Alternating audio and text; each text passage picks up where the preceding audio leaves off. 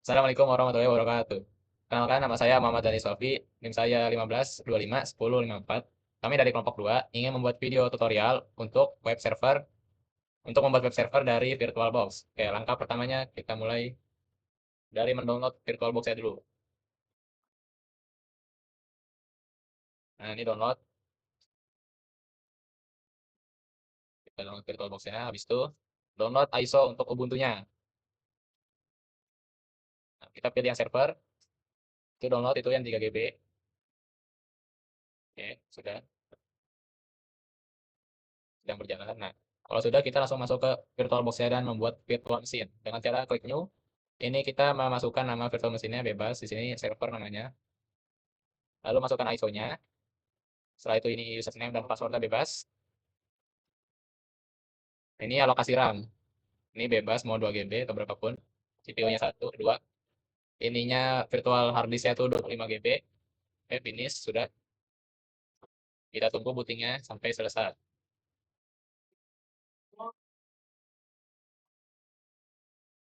Kita login dengan nama yang tadi, masukkan password-nya. Nah, kalau sudah kita ketik sudo apt update. Ini untuk mengupdate package repositorinya. Lalu masukkan password yang tadi juga. Tunggu sampai selesai. Nah, kalau sudah seperti itu. Setelahnya akan dilanjut oleh teman saya. Assalamualaikum warahmatullahi wabarakatuh. Perkenalkan nama saya Haikal Ramadan Mulyono dengan NIM 1525153. Di sini saya ingin melanjutkan presentasi yang dilakukan oleh Danis. Oke. Di sini kita ingin mengupgrade package repositorinya. Lanjut di sini kita ingin menginstal Apache.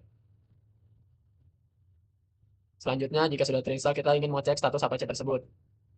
Di sini ada active running berarti bisa dijalankan, enable berarti. Oke, lanjut di sini kita ingin menginstal MariaDB untuk database. Karena di sini ada kesalahan tulisan makanya error. Kita ulang. Oke, di sini sudah terinstall. Habis itu kita ingin ngecek status MariaDB tersebut. Di sini sudah aktif running, berarti bisa dijalankan. Selanjutnya kita ingin menginstal firewall jika belum ada. Karena kita di sini belum ada, maka kita ingin menginstal firewall. Di sini sudo UFW allow Apache itu untuk mengizinkan akses ke web server melalui Apache melalui firewall.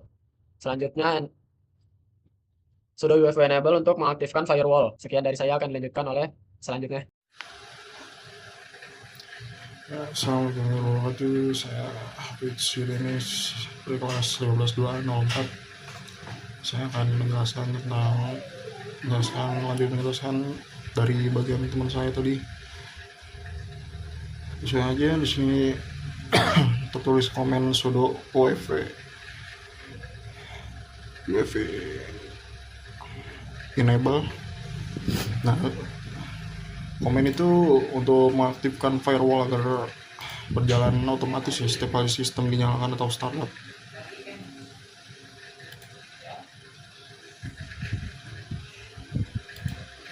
Nah, di situ ada komen selanjutnya yaitu sudo wifi status. Itu tuh dijalankan untuk menampilkan status aturan firewall yang aktif. Hasilnya dia menunjukkan status aktif dengan aturan Apache dan Apache v6. Status allow dari AWS, artinya akses ke web server diizinkan dari semua alamat IP. Gitu.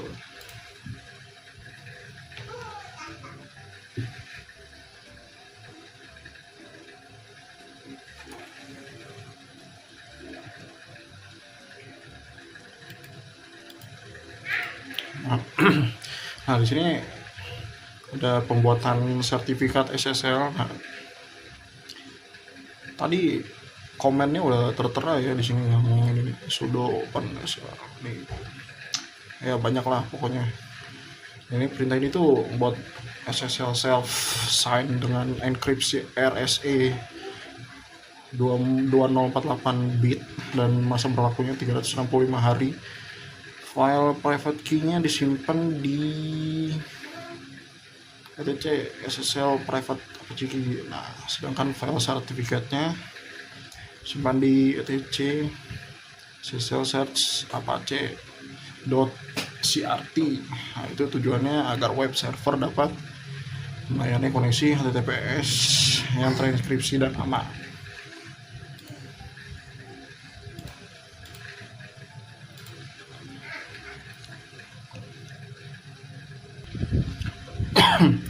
Nah, di sini bagian pengisian data sertifikat ya.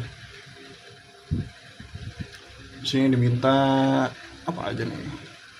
Mulai dari nama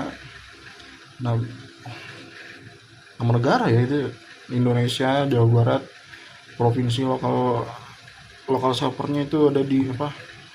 Daerah ya, daerah Bogor. Terus organization name, Universitas Bina Sarana Informatika, terus Fakultas Teknik Informatika. Oke. Lanjutnya sudah, mungkin segitu saja. Assalamualaikum warahmatullahi wabarakatuh. Perkenalkan, nama saya Muhammad Hafiz Ramadan. NIM saya yaitu 15250425. Oke, langsung saja kita ke proses selanjutnya, yaitu mengisi informasi negara, wilayah, dan organisasi.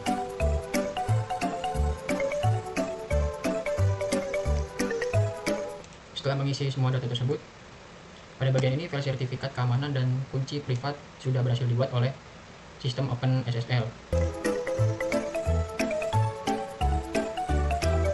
Langkah selanjutnya yaitu kita harus memberitahu web server Apache agar mengaktifkan modul enkripsi SSL. Caranya yaitu kita ketik perintah sudo a2 nmod SSL lalu tekan enter. Nah, perintah ini fungsinya untuk menyalakan modul SSL di Apache.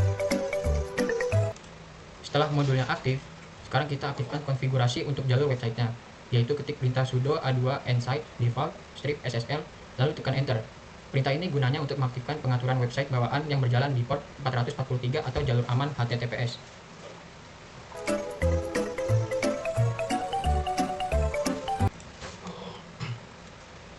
Setelah kita melakukan banyak perubahan konfigurasi, selanjutnya yaitu kita harus memuat ulang atau merefresh layanan Apache-nya agar semua pengaturan ini bisa langsung diterapkan, yaitu dengan cara ketik perintah sudo system ctl reload apache 2 lalu tekan enter.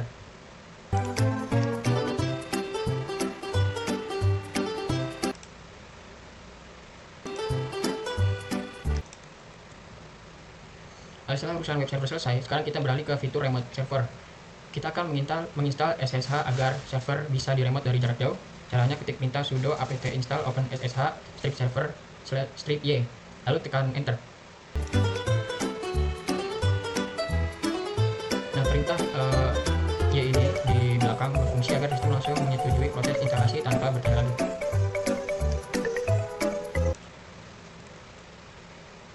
Setelah proses instalasi OpenSSH selesai, kita akan membuka file konfigurasi SSH, yaitu dengan ketik perintah sudo nano /etc/ssh/sshd_config lalu tekan enter.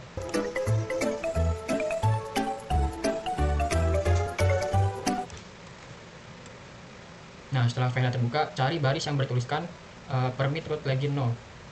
Pastikan di bagian ini no, karena pengaturan ini fungsinya untuk memblokir akses login langsung sebagai root. Demi keamanan server kita, jika sudah diubah no, simpan perubahannya dengan menekan opsi yes untuk menyimpan modifikasi tersebut.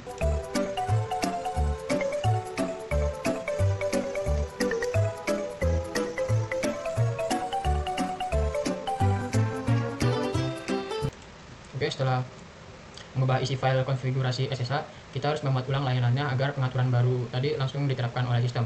Yaitu caranya ketik perintah sudo systemctl restart SSH lalu tekan enter. Dan SSH server kita sudah aktif, aman, dan siap digunakan.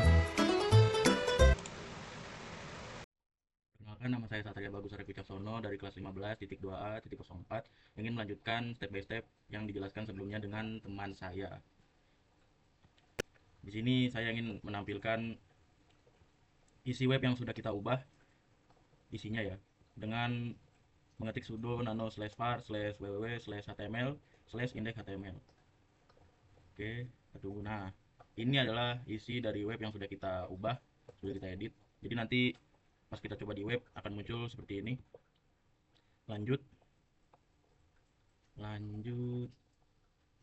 Di sini saya ingin melihat IP yang akan dimasukkan ke browser nanti dengan menggunakan IP A, dan ini yang akan saya masukkan ke browser nanti 192.168.1.234. Dan saya juga mengecek status Apache 2 ya. Dan di sini statusnya sudah aktif running. Di sini juga saya mengecek status database karena kami menggunakan MariaDB, jadi di sini statusnya sudah aktif, sudah running. Dan saya juga mengecek firewall. Nah, di sini sudah allow semua, sudah aktif, jadi sudah aman, sudah oke. Lanjut. Nah, ini saya ingin melihat lagi, memastikan bahwa IP yang harus saya masukkan ke browser adalah ini, tidak berubah ya. Lanjut. Saya membuka Chrome dan saya mencoba pertama menggunakan HTTP dan memasukkan IP yang tadi 192.168.1.234. Nah, dan hasilnya seperti ini, muncul yang sudah tadi saya jelaskan, sudah saya tampilkan isinya seperti ini. Webnya sudah kami ubah, dan saya selanjutnya mau mencoba menggunakan HTTPS. Nah, dan hasilnya muncul juga, tapi ada tanda not secure ini karena kami menggunakan sertifikat SSL, bukan sertifikat resmi dari penyedia seperti yang lain. Jadi browser memberi peringatan, tetapi konfigurasi HTTPS sudah berhasil, jadi aman aja. Jadi bisa disimpulkan bahwa web server telah berhasil dengan menggunakan HTTP dan HTTPS. Oke, kurang lebihnya mohon maaf. Terima kasih. Assalamualaikum warahmatullahi wabarakatuh.